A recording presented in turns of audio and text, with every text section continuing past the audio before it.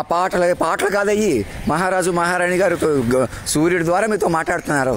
అలా ఎందుకు మాట్లాడారు? సూర్యుడిని మీ కంట్రోల్ తీసుకురావడం కోసం. వాళ్ళని అలా పట్టుకోవాలా? సూర్యుడి మీద పెట్టాను దీపాన్ని. దీపం గురించి ఇంకొక రకంగా నేను 13 ఏళ్లకే మాట్లాడాను. కానీ ఆ తల్లిదండ్రులు మనల్ని ఇలా భౌతికంగా కాదు, తల్లిదండ్రులు అంటే శాశ్వతులను మార్చేశారు మన కోసమే, మన సరదా కోసం, మంచి కోసం. కానీ మీరే రహస్య ఆపరేషన్ వల్ల మోసం చేసేస్తున్నారు. అప్పటి నుంచి మన రహస్య ఆపరేషన్ లేవు.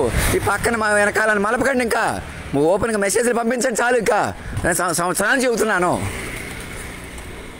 ఎలా నన్ను మామూలు మనిషి వదిలేసి కొందరు పేర్లు అనుకుంటున్నాను. మరి అలాగే ప్రతి ఒక్కరికి వర్తిస్తుంది. ప్రతి ఊళ్ళో ఇంకెవరెవరిని అలా మోసం చేస్తున్నారు అందరికీ చెబుతున్నాను. ఉదాహరణకి ఇంక మళ్ళీ మనుషుల పేర్లు చెప్తున్నాను కదా. మనుషుల దగ్గరే ఉన్నామంటే మేము ఇలా మనుషుల్లానే ఉంటామని జస్టిస్ రావడం అనుకోండి. అంతకన్నా బుద్ధి లేదని అనుకోవట్లేదు.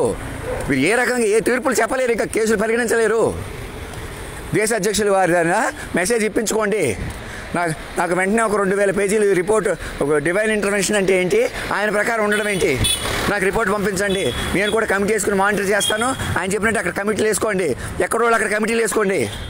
ఎందుకంటే కొంతకాలం గ్రహించాలి, చెప్పుకోవాలి, వినాలి. అవి అప్పటికప్పుడు ఏదో నిర్ణయాలు తీసుకోవడానికి లేదు ఎవరు కూడా. అదే నేను చెప్తున్నాను అప్పటి నుంచి. ఇలా చెప్తే ఇలాగలా మనుషులుగా చూడకూడదు. అతను మనిషిగా తేల్చండి, చూద్దాం, తర్వాత చూద్దాం. మనిషిగా తేల్చకూడదు, మనిషి వదిలేయాలి. ఇంకా మీరు కూడా మనుషుల నుంచి బయటకు రావాలి, మైండ్ పట్టుకోవాలా. అది 1000 సంవత్సరాల నుంచి సృష్టి ఎదురు చూస్తుంది. మంగళ పాండే పాటలో చూడండి అలా ఉంది.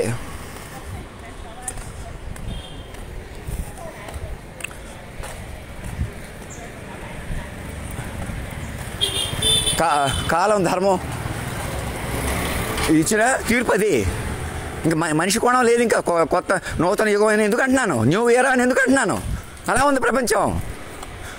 అంతేగాని మేము ఏదో చేస్తాం, ఏదో చెబుతాం. మనుషులు కొద్ది మేమేదో ఘోరాలు చేసేసాం. ఘోరాలు చేస్తే అవి అందరమే పెట్టేసేయాలి. ఆయన 10 రెట్లు వాదార్చి బయటికి తీసుకొచ్చేసేయాలి. అంతేగాని అట్ల మీద కూర్చుంటామంటే ఎలా కుదురుతుంది?